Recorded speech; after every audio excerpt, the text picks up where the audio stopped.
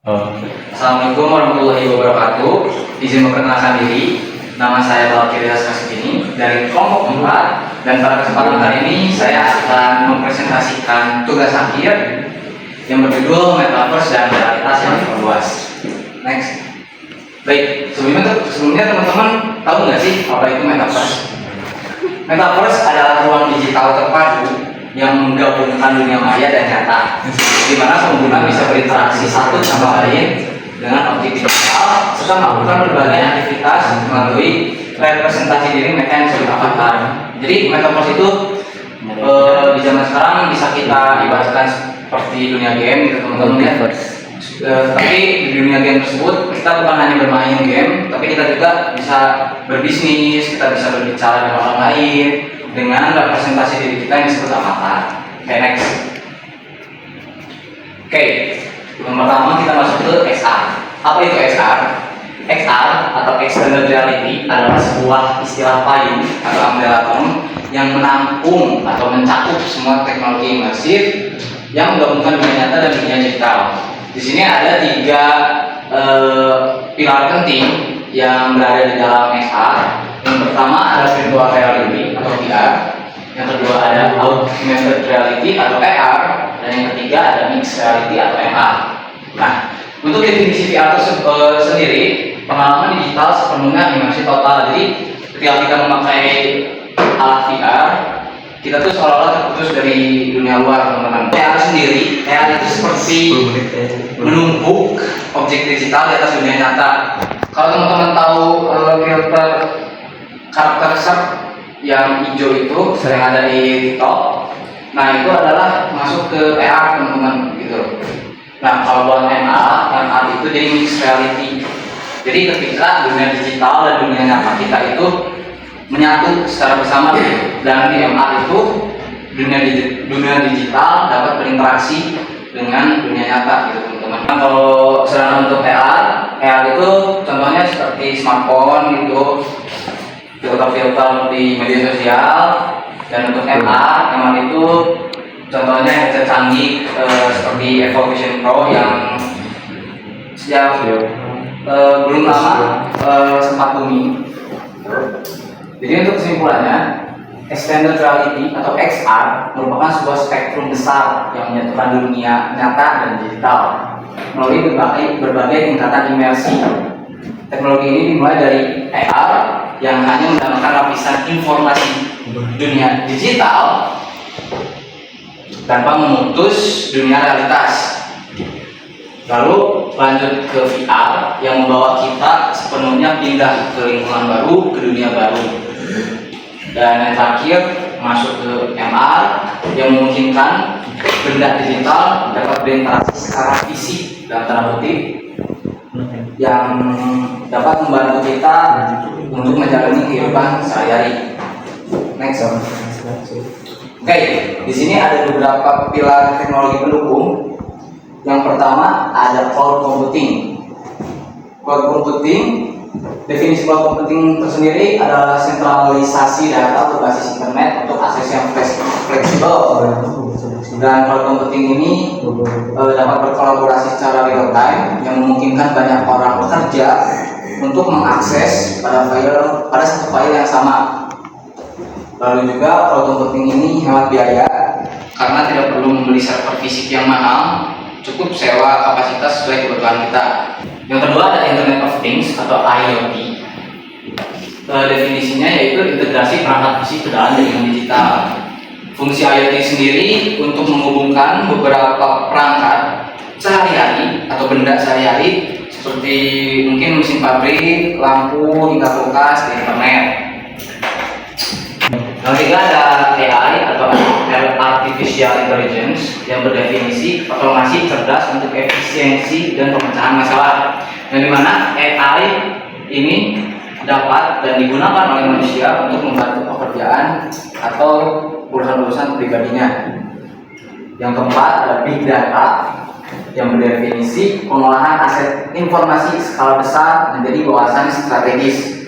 Big Data ini dapat kita sebutkan juga sebagai tempat untuk mengelola data dalam jumlah raksasa yang masuk secara terus-menerus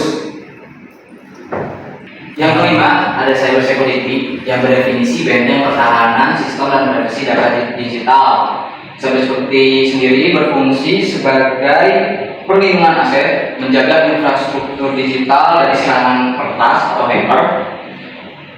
Lalu untuk menjaga kerahasiaan data, memastikan informasi sensitif seperti data pribadi atau keluarga tidak bocor keluar. Dan yang keenam, yang terakhir ada additive manufacturing yang berdefinisi revolusi produksi fisik melalui pencetakan 3D yang berfungsi untuk mencetak benda fisik secara presisi berdasarkan model digital 3D. Oke, next. Di slide ini ada penerapan di berbagai sektor dan di sini ada 4 poin, teman-teman. Yang pertama ada di sektor pendidikan. Di sektor pendidikan sendiri, Metaverse dan XR dapat menciptakan pengalaman belajar imersif melalui simulasi yang aman. Contohnya seperti kedokteran, teknik, bencana, dan juga dapat meningkatkan kepahaman serta motivasi dan kesiapan kerja siswa maupun mahasiswa dengan menggabungkan interaksi nyata dan virtual untuk pembelajaran yang lebih mendalam dan interaktif. Yang kedua, di sektor kesehatan. Di sektor kesehatan, XR dan Metaverse dapat memberikan visualisasi secara nyata mengenai rekonstruksi dan dari jaringan tubuh manusia secara rinci, mulai dari jaringan otot, organ dalam, perangkat tubuh, saraf, dan lain-lain. Selain itu dapat juga memvisualisasikan kondisi dari suatu penyakit tertentu yang mungkin terjadi pada tubuh manusia. Yang ketiga, di hiburan dan gaming, XR dan Metaverse berperan untuk mengubah pengalaman dari layar data menjadi virtual yang imersif, memungkinkan pemain merasakan langsung menjadi bagian dari game melalui gerakan fisik yang diterjemahkan menjadi aksi, menciptakan sensasi hadir nyata dengan berbagai genre seperti petualangan, horor, action, dan lain-lain menggunakan teknologi headset VR, sensor gerak, dan audio yang 3D. Dan yang terakhir ada di sektor bisnis dan perdagangan. Metaverse dan XR dapat bertransformasi dari sekedar teknologi futuristik menjadi alat strategis yang krusial untuk meningkatkan efisiensi, pemasaran, dan pengalaman pelanggan. Oke, boleh next. Selanjutnya ada tantangan Metaverse dan XR. Di sini ada 4 poin. Untuk poin pertama, tantangan teknologi. Keterbatasan perangkat. VR atau XR masih mahal dan berat karena pada saat ini, di era saat ini, produksi VR dan XR belum semasif itu. Yang kedua, kebutuhan internet cepat memerlukan bandwidth besar dan latency yang rendah.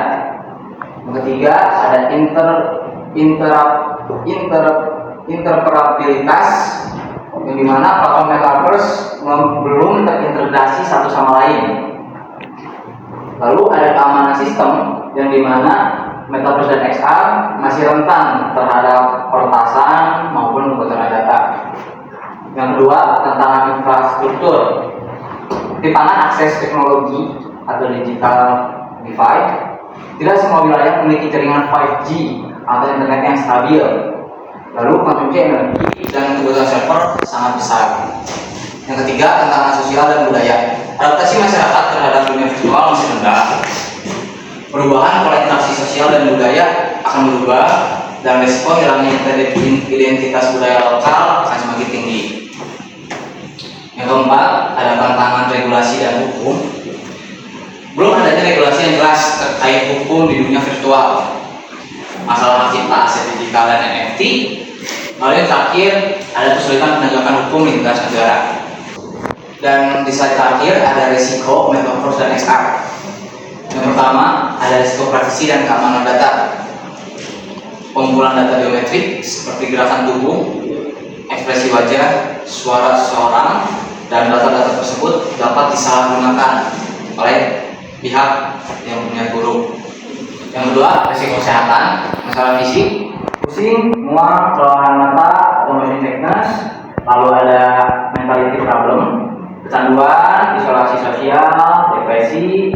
Lalu pengaruh pada anak dan remaja akan sangat-sangat masif.